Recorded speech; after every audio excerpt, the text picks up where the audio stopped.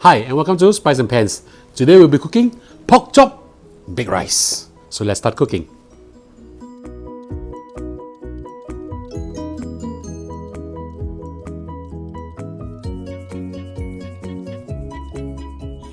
First we need to prepare the pork chop before marinating. I've cut 4 pieces of pork chop about the size of my thumb thickness. The total weight of these 4 pieces of pork chop is approximately 330 grams. Now as you can see, the pork chop has a white color piece of fats over here. We just need to make slits over here so that it won't curl up when we cook them. Okay, very simple. Just use a knife, slightly just run it through like this.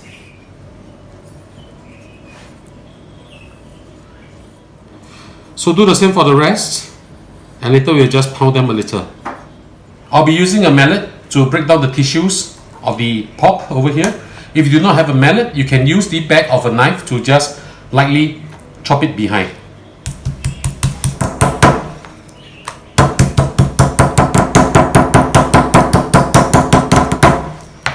So something like this will be nice. Okay, we'll grow approximately around 25% bigger. Alright, so this is how we would like it to be. We will continue with the rest of the pork chop. For the marination, it's pretty simple. We'll need 2 pieces of garlic, just lightly smashed up, put it in. Half a thumb size of young ginger, lightly smashed up, just put it into. 4 tablespoons of light soy sauce.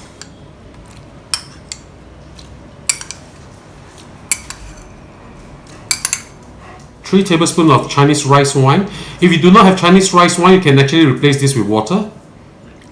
Mix them up well together first.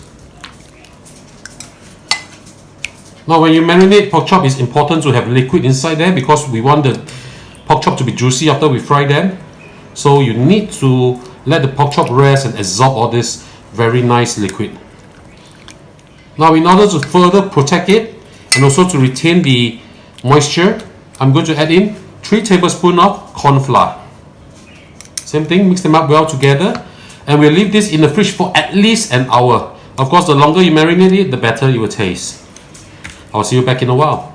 Now we will fry the fried rice for the oven baked rice now. I'll be using the Green Pan Dutch oven to fry my rice. I'll be doing most of my cooking for this dish using this Dutch oven. Add in enough oil. We are going to fry the eggs now. I'm using 8 pieces of eggs over here. So just pour them in.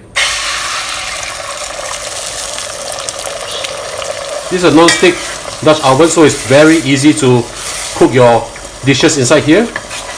And it retains heat very well. That's why you see that the egg actually get cooked pretty fast.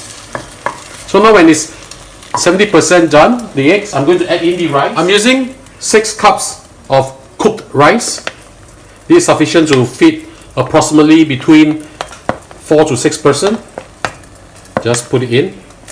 If you ask me how much is this in terms of uncooked rice, this is 3 cups of uncooked rice.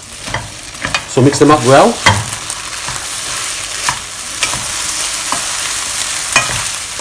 I love eggs, that's why I'm using a lot of eggs over here.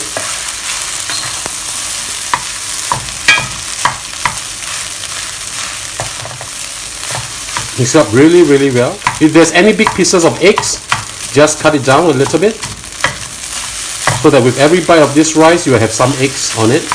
This is what we want to achieve. You will need to season this. 2 teaspoons of chicken stock powder. Mix up well. Smells really good. Make sure you mix them up well. You want the flavor to be in every bite.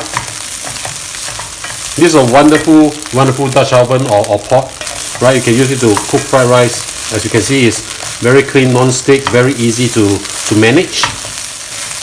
You just need to fry this for a little while just to dry out the rice so that you have this very nice texture that we love in fried rice.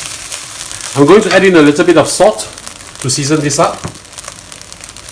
I'm adding in 2 teaspoons of salt. This Dutch oven comes with a silicone handle. I'll just put it in so that it's easier for me to manage, so that I can stir this without moving the pot. Mix them up well.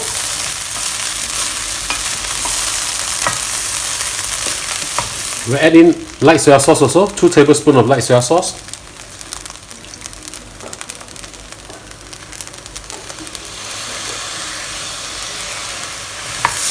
Mix them up well again. Final ingredient for this fried rice will be pepper. I'll be using white pepper. You can use black pepper if you want to. It's really up to you. I like peppery taste, so I'm going to add in quite a fair bit of pepper inside here.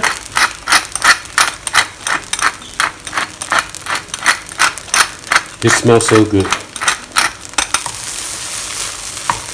Okay, and the fried rice is done. Now we're going to fry the pork chop. I'm going to show you the versatility of this Dutch oven by Green Pan. I'll be using this to fry the pork chop also. Once the pot has heated up, add in a suitable amount of oil. Make sure that you rest the pork chop at room temperature first before you fry them, otherwise the inside will not be cooked. Okay? So make sure that you rub off all the garlic and ginger, and we'll just pan fry this. You can fry them at medium heat. You caramelize a bit on the sides, not to worry because we have all the flour down there, as long as it's not burnt through. Okay, we just need to cook this slowly on medium to medium-low heat. Meanwhile, preheat your oven to 180 degrees Celsius. After the pork chop, we'll make the sauce and then we'll bake the rice. This pork chop baked rice is actually a very famous dish from one of the cafe in Hong Kong, known as Yi Ge.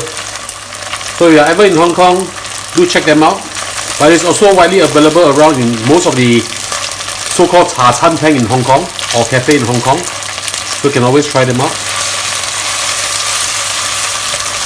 The good thing about using a Dutch oven or a pot to actually pan fry your pork chop is because it's high, so the oil don't actually splash around too much onto your stove. So cleaning up is a breeze actually.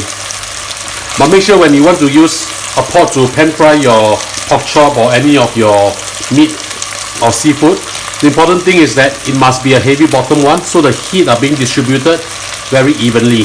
Now we'll cook this about 80% done because we'll be baking this together with the rice. Okay, the pork chop is done already. We'll remove the pork chop from heat and then we'll make the sauce. Heat up your pan. We are going to make the sauce now. Add in some oil. I've sliced up 1 big red onion, 2 pieces of shallots, and 2 cloves of garlic. So I'm going to fry them until they caramelize and are soft. Now if you do not want to use red onion, you can use yellow onion, no problem at all. Fry the onions, garlic, shallots over low heat because we don't want to burn them. We just want to caramelize them. I'm starting to smell the fragrance that's coming out from this beautiful onions, shallots and garlic combination. Once they have started to soften, we'll add in button mushroom. I have with me over here 3 pieces of button mushroom which I've sliced very thinly. I'm just going to put them into. This is going to be so good. The combination of flavors in this dish is actually very awesome. I will now add in 1 tomato. I've sliced them into 6 pieces like this. So just put them in. If you like to have more tomatoes, no problem, you can always put in more. Mix them up really well. Just a reminder, try to avoid using olive oil in your non-stick pan if you want your non-stick pan to last.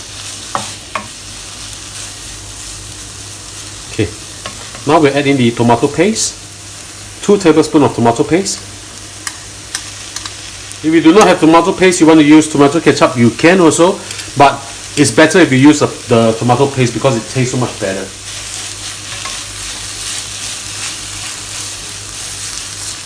Now we'll add in 1 cup of water. Now you can turn the heat up and let it come to a boil. We will need to add in some sugar to balance up the taste. We'll start with half a teaspoon first. Mix it up. Give it a taste. Very nice. Very nice. Now I need to add in a little bit of salt. Half a teaspoon of salt. I'll be thickening up this sauce using cornstarch solution. Just a little bit. And a little bit more. You want the sauce to be thick. Okay, so the sauce is done. Now we'll assemble the dish. I filled the fried rice into the pot. Put in the pork chop. We'll add in the tomato sauce that we have made.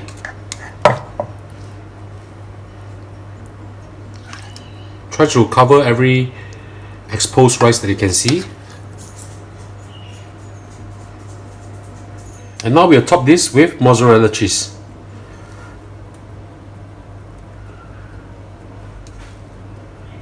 This is a very good example of a fusion dish. We love mozzarella cheese, so we're going to put a little bit more mozzarella cheese. I love my cheese. So I've used about 3/4 of a cup of mozzarella cheese, and so now we're going to bake this at 180 degrees Celsius for 10 to 15 minutes. We'll use our oil power to see whether this is done or not. So I'm going to put my baked rice into here. And we'll cook this for approximately 10 to 15 minutes. I'll see you back in a while. So 15 minutes is up. This is done. Let's have a look. Right. And this is how we want it to be. For the last 5 minutes, I've actually raised the degrees up to 200 degrees Celsius in order to brown the mozzarella. So let's serve this now. And now the baked rice has been done. Let's give it a taste. I'll try the rice first. The rice with the tomato sauce and the cheese is really very nice.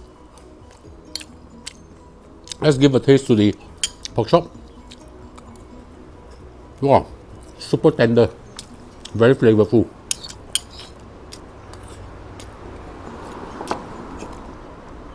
So, ladies and gentlemen, this is how we cook our pork chop baked rice. I hope you like our recipe. Do click like on our video and do subscribe to our channel. Thank you for watching. 一直在 IQ 就对了，现在。